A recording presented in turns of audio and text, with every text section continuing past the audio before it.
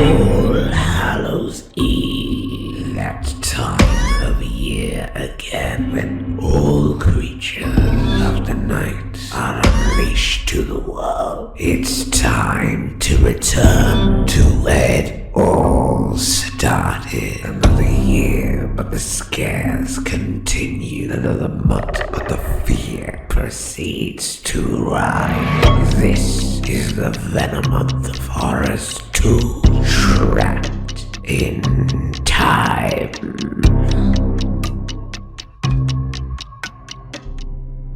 Well, after Halloween 4 made a shitload of money, they decided to fast track part 5 for a release date less than a year later. They wanted Alan B. McElroy and Dwight H. Little to both return as the writer and director, but they both refused. Shem Bitterman was brought in to write the script, originally titled The Killer Inside Me, which would end up being the name of a shit Casey Affleck film instead, go figure. You can't hide anything from me. He wrote the script in just 3 days, focusing on Jamie now being evil and Michael being brought back to life. Despite this, producer Mustafa Akkad wasn't a fan and wanted Myers to be the only antagonist. So what was the whole point to the ending of the last movie? I didn't do that. By February 1989, another draft was written up and Dominique O'Thinnin-Gerard was brought in to direct. However, he threw the script in the trash in front of Akkad and hired Robert Hardus to write a brand new draft.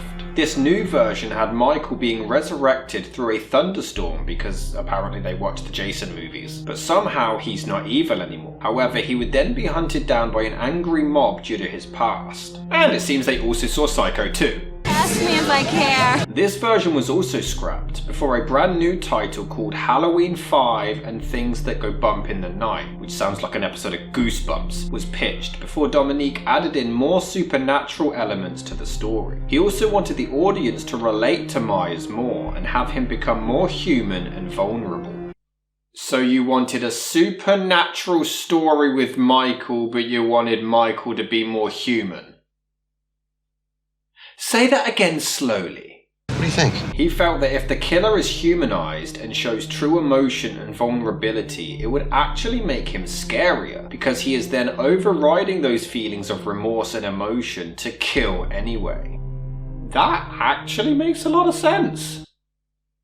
How is this guy understanding Michael Myers more than John Carpenter?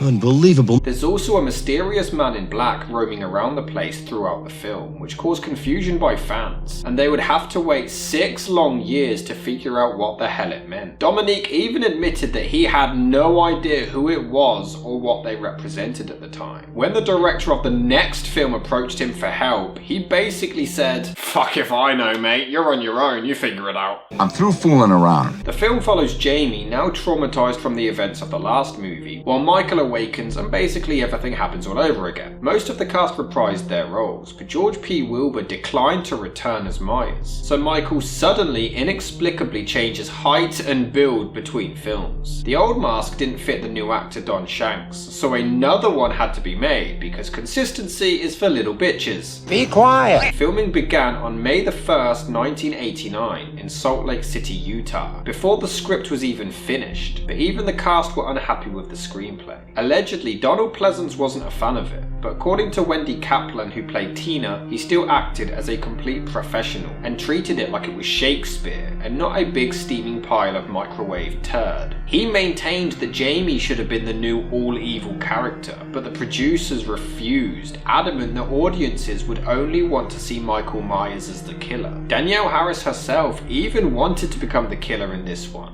but it wasn't meant to be. In fact, Danielle was working from a very small trailer, so Donald Pleasance ended up giving her his in exchange. That man was a treasure. What? Pleasance also claimed that the director wanted him to play Loomis as heavy and overbearing, which many believe made the character ultimately a lot more unlikable. He was even convinced that his character was going to be killed off in this installment, but he would still have to wait around a bit longer. Sorry. Filming wrapped on June the 11th, 1989, and Halloween 5, The Revenge of Michael Myers, was rushed and released on October the 13th that same year, just 4 months after shooting ended. However, on a budget of $5.5 million, it only earned 11.6 back, making it the lowest grossing film in the entire franchise. films, and fans and critics slammed the movie. Though some enjoyed some of the scary aspects, most lambasted it for failing to capitalise on the ending of 4. What the hell are you doing? I mean, straight away we have one of the laziest, most half-assed opening credit sequences ever made. They also do a recap of part 4, but magically Loomis is now there for the climax, even though he wasn't in the last film. And now Jamie stabs her foster mum several times instead of just the once, and this time she survives. And why does nobody in this movie know the difference between a foster mother and a stepmother? She attacked her stepmother. What about your stepmother, Jamie? Just like how they can't do maths, considering that Jamie was 7 in the last film. You going for a record here, the 7-year-old Insomniacs Hall of Fame? 1 year has passed and yet... You're 9 years old.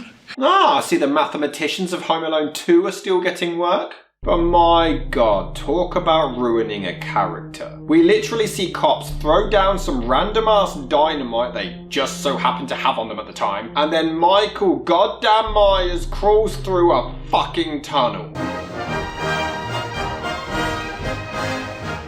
And then he goes for a damn swim. This is ridiculous. But what do you do when a strange man enters your home and tries to murder you?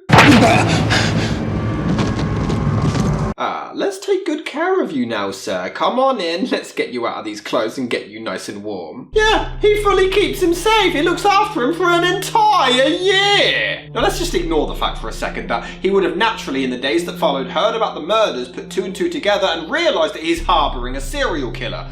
The man literally tried to kill you. Why are you keeping him in your home? In the original script, this guy was actually going to be a part of Thorn, and he would have had a shitload of occult shit around in his place, but it's not.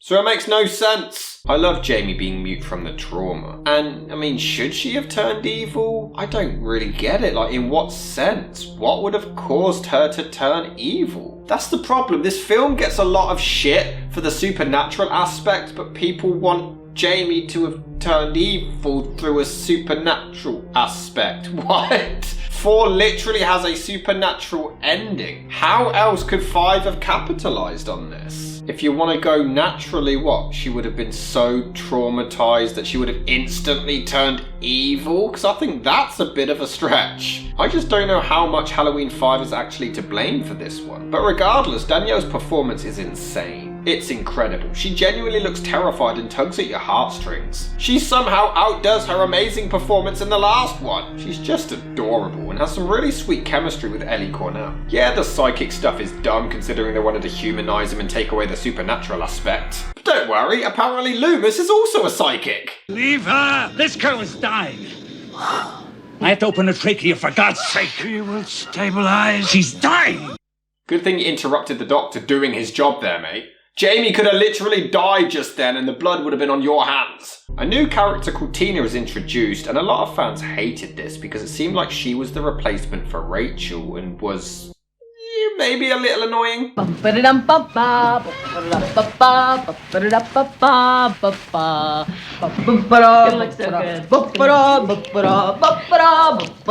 so good. Yeah, sometimes she is quite irritating, but I actually think her character is really well structured. Bear in mind that Jamie is Rachel's foster sister, so naturally she would defend her with her life. But Tina has absolutely no connection or particular reason to care. She's just her friend's sister. I mean, she's not all bad because... What am I doing? I hate cats. Very good. But yeah, even when she's pulled over by the police and is having issues with her douchebag boyfriend, she's still more concerned about Jamie. They do have a really sweet moment when she consoles her, before abandoning her 60 seconds later, but still. She literally sacrifices her life for Jamie by a really bendy knife, apparently. Like Michael must have bought this deadly knife from Toys R Us or something. They don't even try to hide the fact that it bends. But even with her dying words, Tina begs for Jamie to run. She's literally dying and is still more concerned for Jamie's safety and not her own. I think the outrage comes more from the fact that Rachel dies within the first 20 minutes when Michael somehow comes out from an open door that was closed a minute ago. How do you mess that up? Surely you get to the room to shoot the scene and you're like, right, this is where Rachel dies, Michael's hiding behind the door. How do you begin shooting and not realise, oh no, wait, the door's closed? But I actually like this idea. This was apparently because the characters were actually swapped. Tina was actually supposed to be introduced and killed off here, and Rachel would have survived until later. But they were switched around as the director wanted to surprise the audience and emphasize the fact that nobody is safe from Myers. A main beloved character is killed off in the first 20 minutes. And I do like that decision. Originally he was going to stab her through the throat, but Ellie Cornell fought against this as it was far too graphic and she didn't want Rachel to die that way, so it was changed. But Tina shows up not long after. What? None of Rachel's blood ends up on the carpet? Rachel, it's time to go! Oh, you, Mikey! Up to your old tricks, doing some cleaning. So cute. What is going on here? I expect no happiness in here, thank you very much. Oh no, it's the script for Halloween 6! How could they? This is an interesting angle actually. The locals are fearing Jamie for who her uncle is and for what she did at the end of part 4, and this is never touched upon again. What I don't understand is how Jamie is pretty much the only one traumatised from the events of the last film. It's not even like a decade has gone by, it's the next year! This is quite literally the first Halloween since the last movie, and yet Rachel is perfectly fine. She's going about loving life, happy as Larry. Is Max all right? Max is having fun. He's been barking at a cat all morning. Go and check him. Well, why? What do you mean, why? Did you just forget all of those people were brutally massacred in this town a year ago? Actually, I take that back. Loomis is admittedly a lot more neurotic in this one and torments Jamie a whole lot. But considering this is the 4th time he's having to go through such traumatic events involving Michael Myers on a killing spree, it makes sense to me that he would be this angry, dishevelled mess and desperate for Jamie's help to stop this psycho killing more people. Although sometimes it just grabs random kids. Dr. Loomis, leave the little girl alone. How has he not been fired? There's a reason why he has this power over you. Did you ever wonder what it is? Well, the director's still wondering, so what hope do we have? Help me to find him. We'll find him together! And then do what? I wouldn't know what to do with one if I caught it. But it is still Donald Pleasance, so he still has some amazing dialogue. You never looked into his face, did you? You never saw his eyes. You never saw that nothing. It will destroy you too. One day, Michael, this rage which drives you, you think if you kill them all, it will go away. It won't. I prayed that he would burn in hell, but in my heart, I knew that hell would not have him. Go to your house.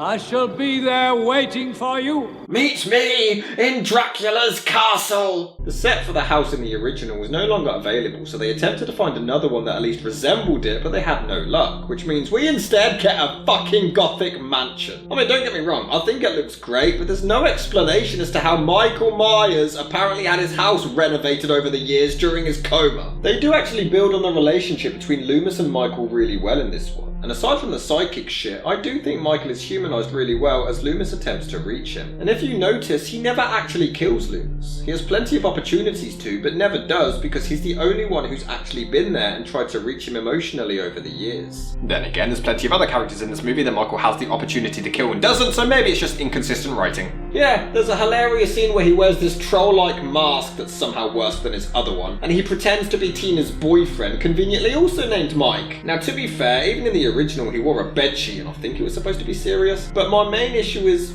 why does he do this? Don't get me wrong, it does have creepy moments as he turns to her, especially after she kisses him and he tightly grips the steering wheel, before she ruins it with some very subtle dialogue. It feels creepy. But he picks her up, somehow knowing the time to pick her up considering her boyfriend whispered it to her. Pick me up at 8 at Rachel's, okay? And he even honks the horn for her to come out. This is Michael Myers! He literally drives her along without killing her. She asks to stop for some cigarettes, and he does! He fully does. He reverses back and everything. Why is Michael Myers her fucking chauffeur? He even sits patiently in the car waiting for her. Why is he doing this? The movie also has the same issue as some of the early Jason films. The camera is often shown as the point of view of Michael, so there's sometimes shots where you can't tell if it's supposed to be him or if it's just the cameraman, so it's just very confusing. How does Rachel not even spot him when he walks past? Oh well, it's still a pretty cool shot of him in the background. Even as he hides from Rachel, it looks hilarious. But throughout the entire movie, he never tucks his mask into his goddamn overalls. Look at it, it looks like Scary Movie's version. In fact, no, it looks like Stan Helsing's version. It's a shame because otherwise the production value is quite good, but how did they mess up the mask this much? She can stop the rage. The rage inside. Michael, tuck your mask in. You look ridiculous. I love how Tina can't even see Michael despite him clearly just ducking out of frame. She can't see me. You can't see me. I can see you. Can you see me? This is the problem with the film. Michael very rarely looks and feels like Michael. He just looks like a random guy a lot of the time. He looks like a lost extra who just accidentally wandered on set. But apparently, in broad daylight, Michael was somehow able to transport her and other dead bodies up to his attic, including Max!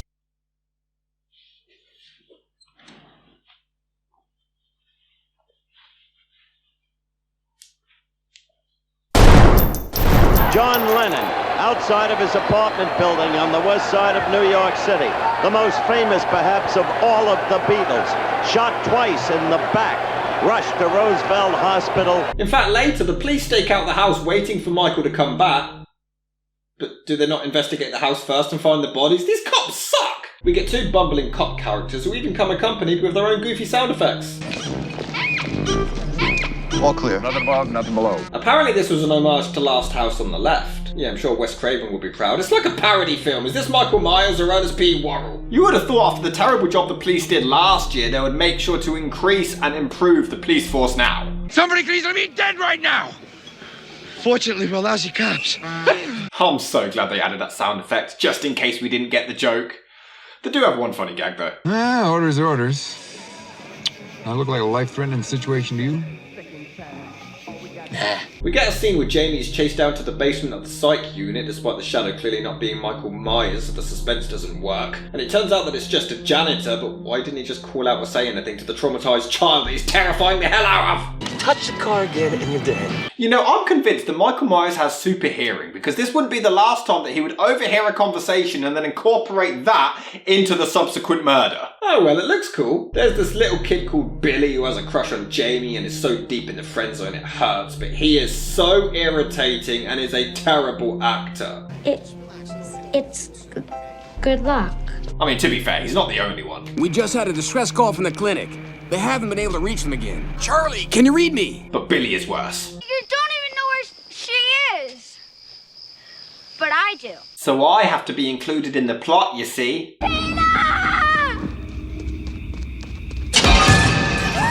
Yes! Aim for Billy! Hit Billy!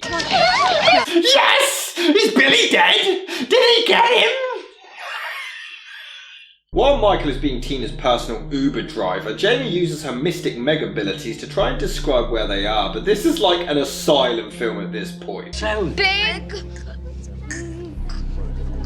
woman. A big woman? A big woman who works in the store. Yeah, and they somehow know exactly where she means. But it's okay, none of them hear Michael speeding off into the night.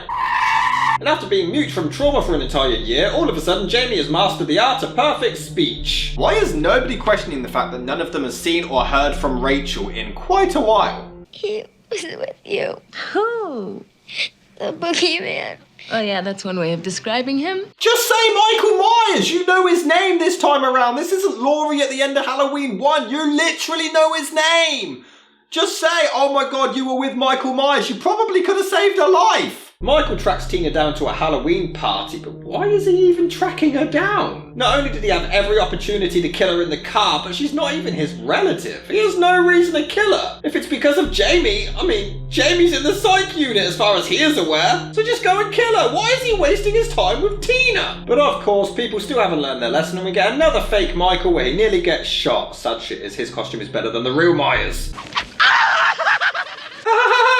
gonna die. To be fair, there are some genuinely creepy moments as Myers lurks around in the shadows in the barn, but they have so many fake outs it's ridiculous. Not only the one earlier, but we get another which turns out to be the cat, then another which is a stack of hay, then the boyfriend pretends to be Myers, then okay, this one actually does work quite well. She thinks it's her boyfriend, but then she thinks it's Myers, and panics when he doesn't respond, believing that it's completely real. So you do suspect that it is actually him this time. So this one does actually work. Before he gets penetrated right before he's about to come. That's gotta hurt. You guys want to come skinny dipping? It's so random, that's what's on your mind right now. I love how it cuts to Myers in the car like, well, I didn't do anything. Yes, a 9-year-old girl is outrunning a goddamn car. Leave her alone! Well, alright then. I don't even know why I'm surprised anymore, but Michael crashes into a tree and explodes and still survives, while we get a random slow-mo on Jamie for some reason. In fact, the movie does it a few times, it's very strange. Admittedly, there is a great suspenseful moment when the sound of the horn stops and they realise that Michael is still alive. But Loomis creeping behind the kids looks scarier than Myers! Wait, how did he and the cops know where they were? It is truly heartbreaking as Jamie watches Tina's body being carried away. Can you kill him? Think so. Now wait a minute, Loomis. What do you mean, hold on? It's Michael Myers! Do you see any reason to still keep him alive? Alright, relax, Loomis. This is my operation. Yeah, and you did so well last year. So Michael provides a decoy and attacks the children's unit, so of course they send the entire police force there. They have a whole fucking crusade, a whole SWAT team, and they send all of them over there, leaving one fat cop and one old man to protect a 9-year-old girl. Did Christopher Nolan write this? Definitely not funny. I just love how Loomis completely loses the plot and risks their entire lives and locks them inside. We hear one of the cops being massacred over the walkie-talkie, which sounds cool and everything, but it doesn't quite make any sense because in order for them to hear it, he would have to be holding down the button the entire time. Yes, Sam, that one tiny ass pistol will be enough to stop the guy who's been blown up twice, shot multiple times, and bazookaed to hell. Hello! Sorry, but I'm not taking that seriously. For real, the third act kind of saves a lot of the film for me. Jamie hides down a garbage chute, and it is an incredible sequence. She falls down and Myers stalks her without any music, and it's so chilling. She's completely on her own. Until this one shot which looks hilarious. Oi, where are ya? Danielle nails this performance, and you can't help but feel for her as she reaches the attic and begs for the dead Rachel to help. This is when we get the scene that everyone hated because she reaches out to him and he cries. But I actually like this, and I think it really fulfills what they were going for. Bear in mind that in Halloween 2, Laurie tries to do the same thing and Michael reacts similarly by tilting his head in confusion. But she doesn't persist, so it doesn't go anywhere. Jamie is the only one other than Loomis, but the only relative to actually try and reach him, which can often be a very believable, vulnerable point with real-life serial killers. I feel for my family. You see the Iceman cry. Not very macho. Shit. I looked at her, I said no. I said good night.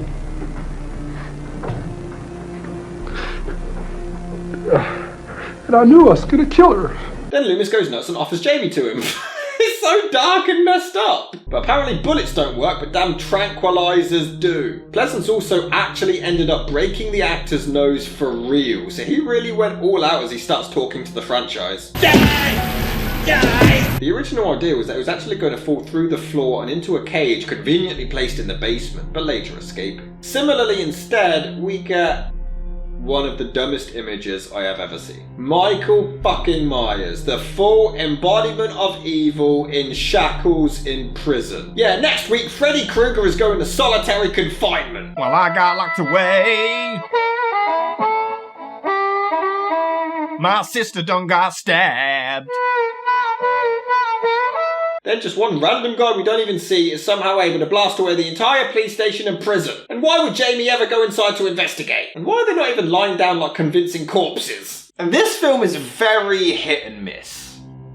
I don't think it's as bad as everyone says, and it's certainly a lot better than a bunch of the other sequels. I love the stuff with Loomis and Myers. Danielle does an amazing job, but the main story is where it lacks, and I think it was all down to just how rushed it was. A lot of it doesn't make any sense. Michael looks hilarious most of the time and isn't scary, but the third act does save a great deal of it in my opinion. It's not good, but it does have some great moments in it. It's an alright film, and I do think it's worth checking out, unlike some of the other installments in the franchise.